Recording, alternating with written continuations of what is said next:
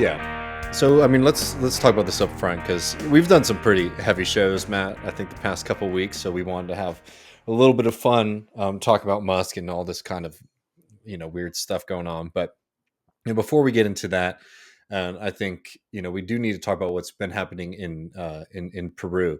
And if people who have been longtime listeners of Left Reckoning, y'all will remember that we covered the elections in Peru very closely, and particularly the movement surrounding Pedro Castillo, who won his election against the daughter of former dictator Fujimori, in Peru. And there were some signs that things might be sort of opening up in the country. I think it's important to remember this is a country that has been in a prolonged crisis of democracy. It's a country that has seen what is it, 6 different presidents in the past 5 years.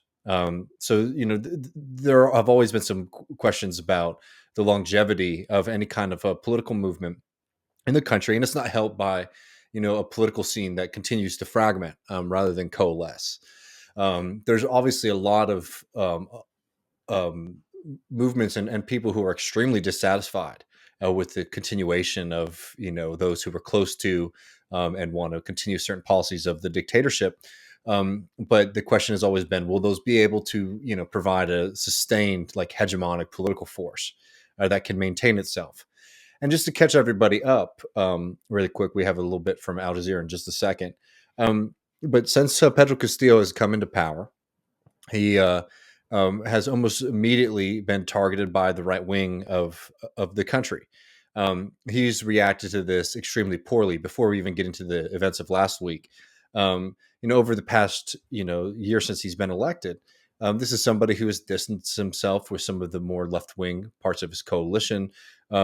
Almost immediately when he came into power, effectively started to be worried about what this was going to mean for him, sort of being the target of the right wing, and has made some extremely, I think, confusing and wrong decisions. Before, like, Matt and I start to break it down, let's sort of catch everybody else up. Here's a short clip from Al Jazeera breaking down what's happened over the past week.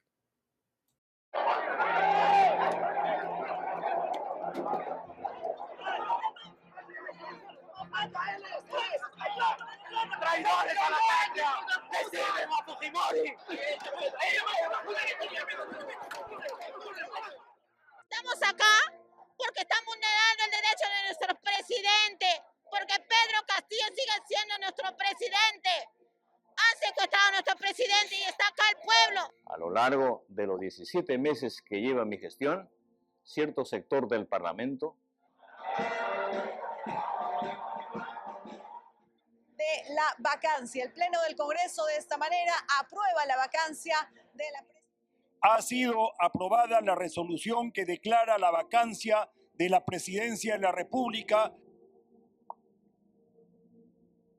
So, for folks who are listening and not seeing the video there, effectively, what's happened most recently is that there's been a corruption probe against Pedro Castillo and members of his family.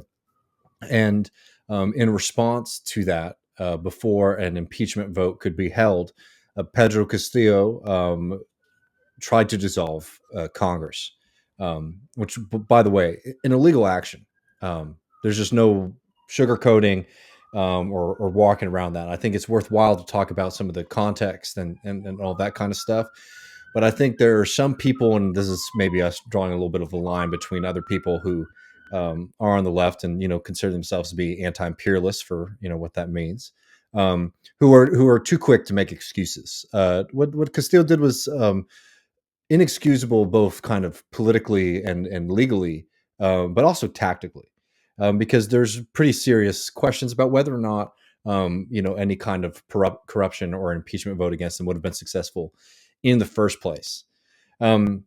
So he tried to dissolve Congress. It was one of those things where it happened very quickly. I don't know if you were watching it sort of live as it was going on, Matt. But he tries to dissolve Congress. There were questions about whether the military or police or things like that would support him. It became clear within minutes that they wouldn't. And Pedro Castillo was imprisoned. There's a lot to to get to. I'm trying to make sure that we get all the top line stuff before we sort of do analysis on it.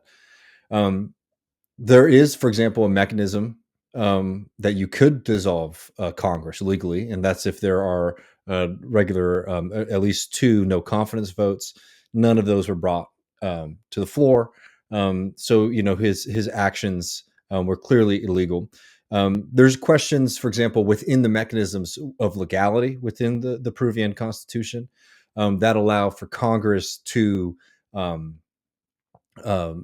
recall the president for moral incapacity. Very, very broad line there, which is why, as we stated earlier, there's been so much shuffling of people holding that top seat of power in the country. So there's a real fundamental crisis of democracy that I think is important to context to understand. And much broader than Castillo. Much broader than Castillo. But I think that it's also wrongheaded to not be able to see what happened. And I don't know. I mean, we can broaden this out, Matt, if you want, and sort of talk about why we think what happened, what we're shocked about, and how people should sort of analyze this. Unless there's anything you wanted to get to first. Well, I think I think you mentioned like a comment saying, you guys were big Castillo supporters, and I mean, from my perspective, one, Castillo was the option running against a Fujimori dynasty, a Fujimori basically genocidal mafia in Peru. And so whether it was sort of like a rural left populist, or if it was like a Warren or even like a Clintonite latte sipping urbanite liberal, I would have been fairly supportive and fairly willing to see the positives in them in that race. And I think that's what we did.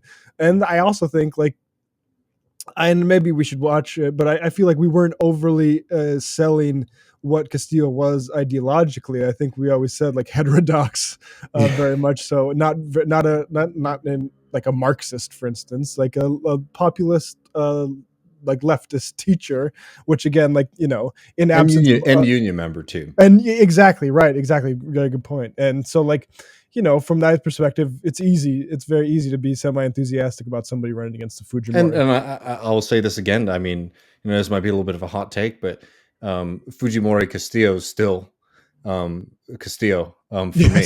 You know what I mean? Yeah. So on that, not backtracking. But like, I mean, and also like in our coverage when we were talking about this, question with Castillo always was, because Peru Libre is a much more, and we also have to remember the context of Peruvian politics, which is just like in a constant state of political fragmentation. Has much more elements of a kind of radical left socialist politics. And the question with Castillo was always, because remember, he wasn't a member of Peru Libre in the sense that like he was brought up by them. He was somebody that people saw, oh, this person has a shot of winning. Let's throw our support behind them and see what kind of openings come out of that. And as we just stated, when he came into office, it became very clear that he wasn't very interested in governing the country in a kind of part of like a left-wing coalition. He was obviously very much a threat to the right and threat to capital. But he basically was successful in alienating significant portions of both the left and certainly the right wing from the get-go. And I think there's some kind of personal aspects to this. The questions about whether or not he's paranoid. The questions are not about whether he had sort of the capacity or the ability to be in a position like this. I think are very fair to investigate and be open.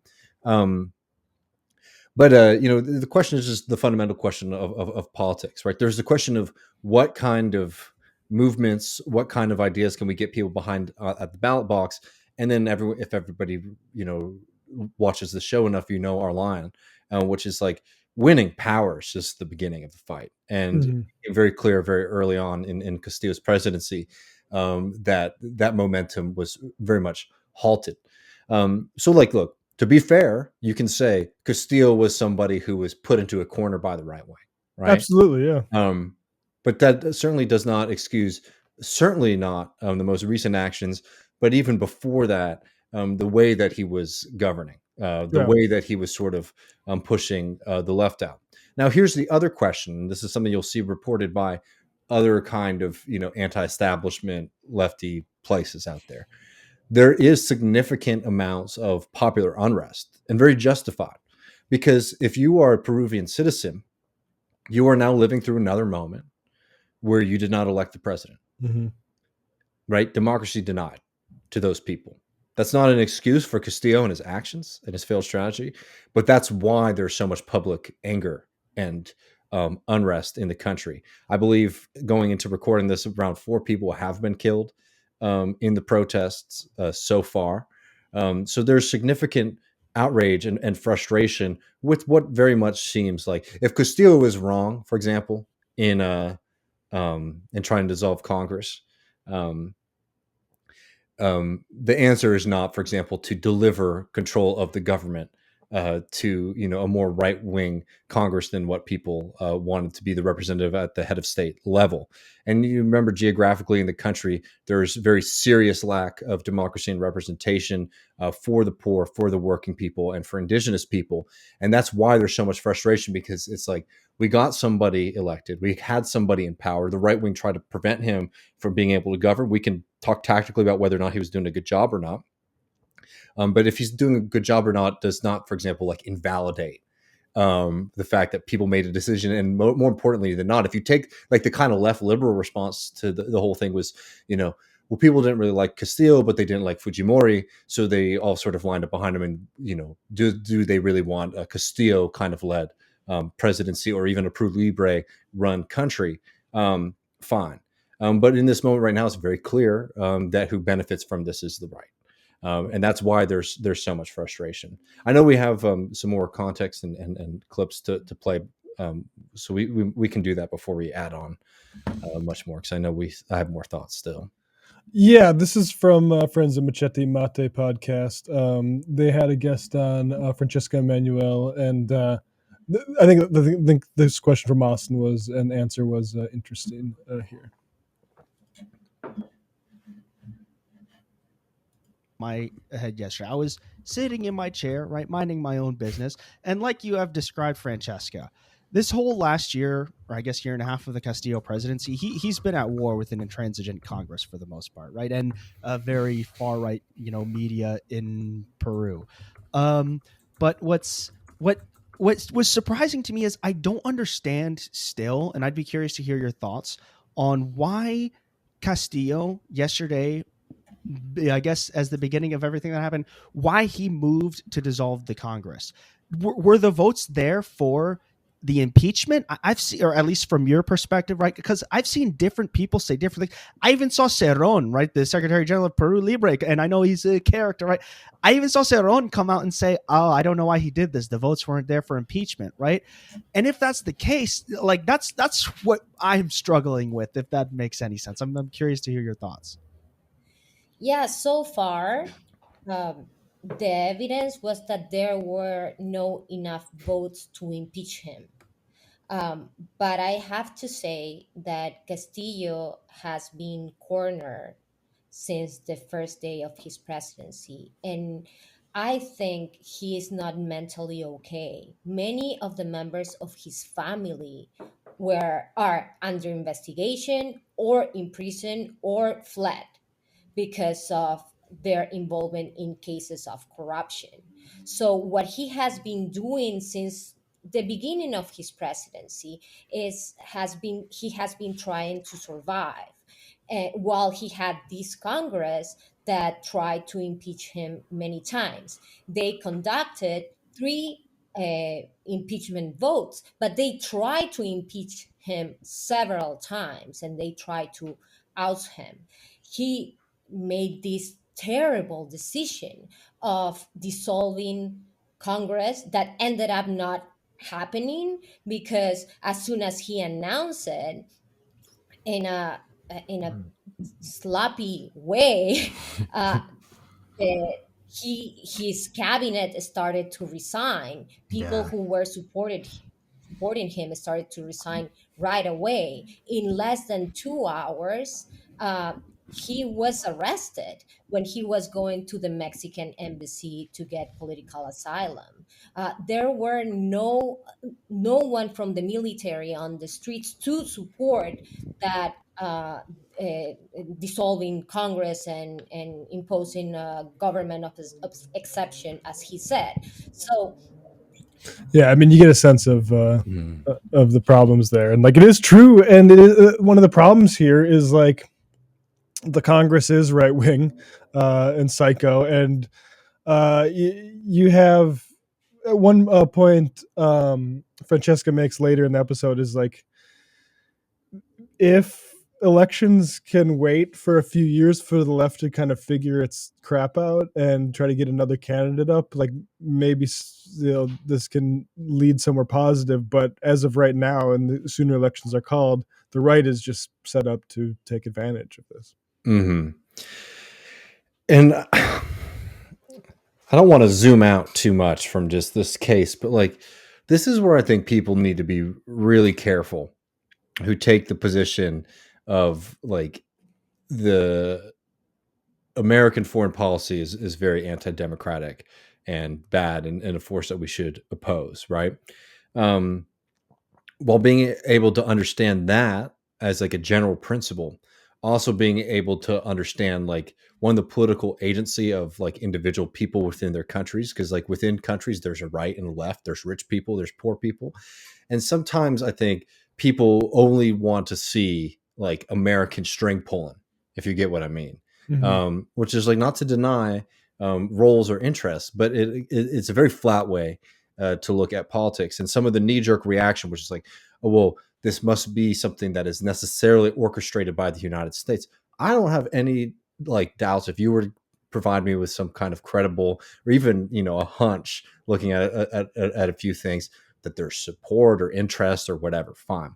But you also have to be able to look at like the particularities of different countries and their politics and be able to recognize, for example, that while people don't want you know, the right wing to sort of benefit and win power from this, and people might want, for example, even for Pedro Castillo to remain as president of the country.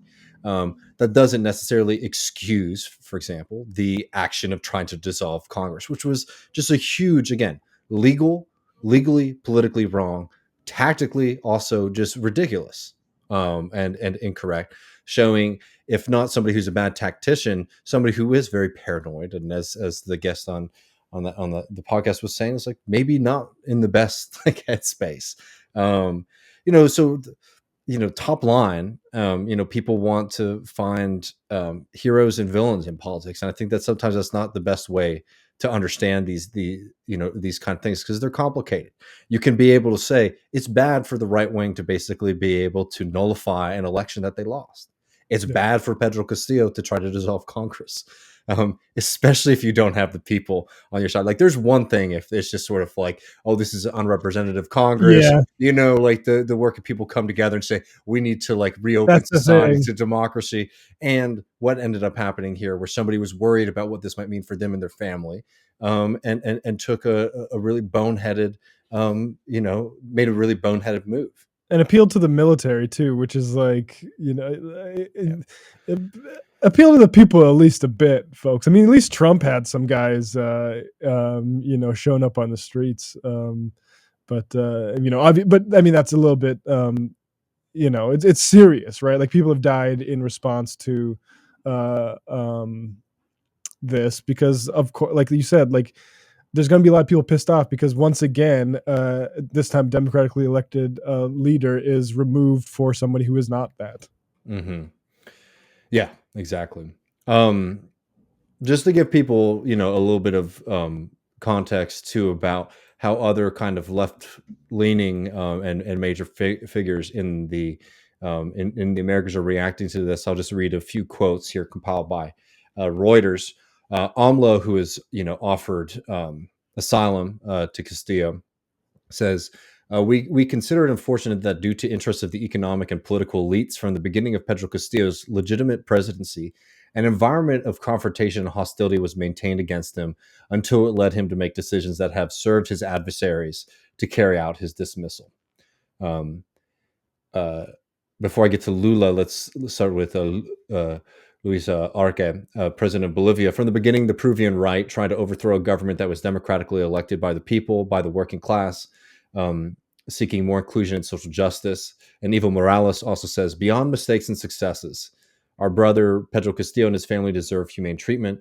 This proves once again that the Peruvian oligarchy and the U.S. empire won't accept that union leaders and indigenous people can come to lead government. And again, important context too for people who haven't been following. From the get-go, the right was trying to deny the results of the election in Peru. They did the same thing that they did in Bolivia, said it was rigged, it was wrong. No evidence, obviously, provided for that that was credible by any stretch of the imagination. So it is true, again, into conflict almost immediately in the country.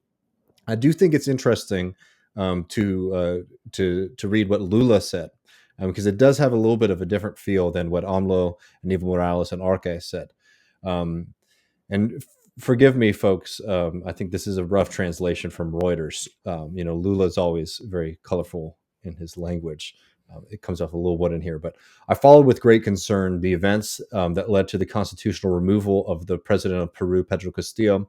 It is always regrettable that a democratically elected president has this fate, but I understand that everything was forwarded in the constitutional framework. So a little bit less over support there than what you got from Arce, Morales, and AMLO. Yeah, and people mention just this reminds me of People's Forum. Bike got in Twitch points out People's Forum writes, after multiple attempts, the far right Congress of Peru successfully overthrew and arrested the democratically elected president Pedro Castillo. Since his election in June 2021, the oligarchy and right-wing opposition parties of Peru and the OAS have carried out a series of actions to oust the president. As this crisis unfolds of democracy, the new vice president been sworn in. I also mentioned by Francesca in this Machete Mate episode, I believe is like Pedro Castillo tried cozying up to the OAS and apparently didn't work out for him. Yeah, I mean that's the thing is like you not a very ideological president, despite his history. As a union leader, I think. We saw that in action. Basically, his commitment to these things was limited. You saw it from the marginalization of the left in his government when he came into power. We'll obviously be watching what happens in Peru, over the next few months. I think we can be able to hold, a couple ideas in our head at once, right? One, this is a real tragedy and a step back from democracy in the country. That doesn't excuse Pedro Castillo's wrongheadedness in trying to dissolve Congress. It also doesn't praise him as this kind of, long lost left wing political leader who could have, liberated the country. But the fundamental question is that do people deserve the right to select and elect their own leaders, or do they not?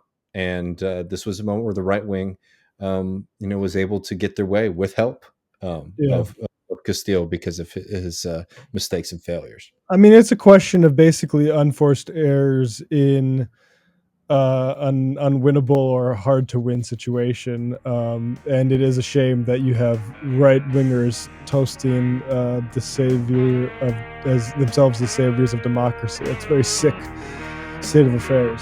Mm-hmm.